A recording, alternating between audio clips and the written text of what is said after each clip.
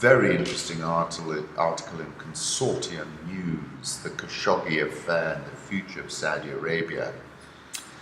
If Donald Trump seems at a loss about how to respond to the Jamal Khashoggi murder, it may not be because he's worried about his Saudi business investments or any of the other things that Democrats like to bring up to avoid talking about more serious topics. Rather, it's likely because Trump may be facing one of the biggest US foreign policy crises since the overthrow of the Shah in 1979.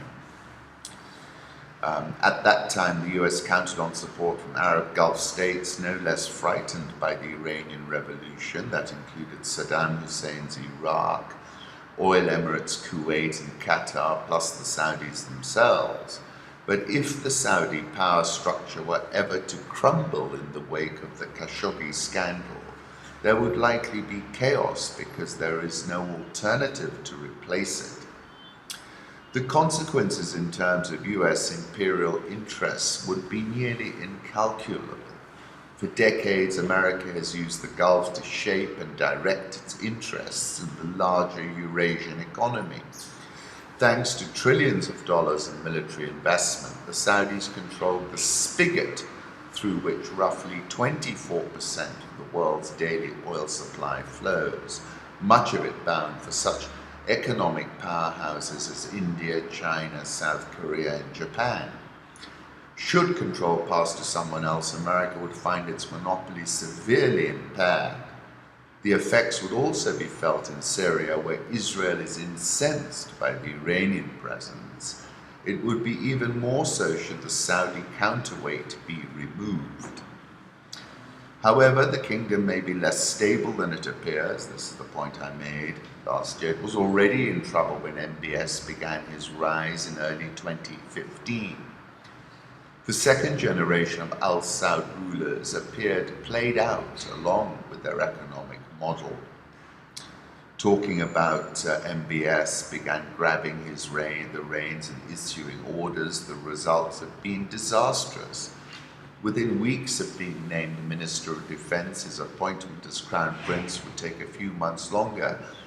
MBS launched an air war on Yemen that would soon turn into a classic quagmire, one that would cause as many as 50,000 combat deaths, propel much of the country to the brink of starvation, and generate annual costs back home of $50 billion or more that the kingdom could no longer afford. He quarantined Qatar on the grounds of excessive cordiality with Iran and too close relations with the Muslim Brotherhood. He was taken aback when the Emirates showed that it could carry on despite the blockade. A few months later, MBS's henchmen kidnapped Lebanese Prime Minister Saad Hariri and forced him to read a resignation speech on Saudi TV. But Hariri repudiated the speech as soon as he was back in Lebanon. Every attempt to assert Saudi strength only underscored its growing weakness. Bin Salman rounded up 200 of the kingdom's richest princes and businessmen last November, herded them into the Riyadh Ritz-Carlton, and then, following beatings and torture, forced them to hand over $100 billion or more. Capital flight accelerated as a consequence, while FDI is now off 80% from 2016 levels. Unveiled a series of grandiose vanity projects, an entertainment park twice the size of Disney World, a $500 billion robot city known as Neom, and a tourist park the size of Belgium.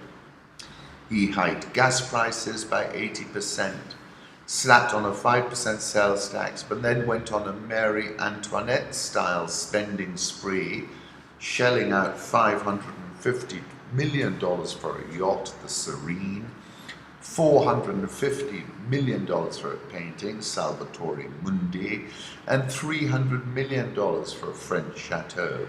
Whatever the benefits of austerity, they were promptly undercut.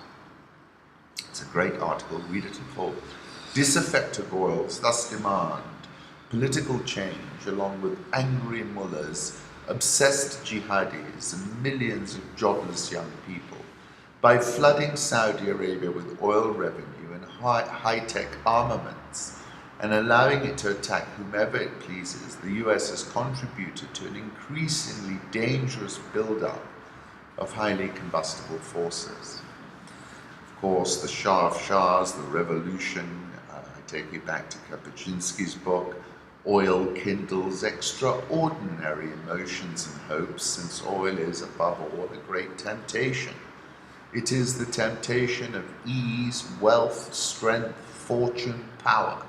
It is a filthy, foul-smelling liquid that squirts obligingly up into the air and falls back to earth as a rustling shower of money. My article was a 32-year-old wannabe king, and I really addressed all these points that have been addressed in the consortium news. I said he immediately launched an unwinnable war in the Yemen.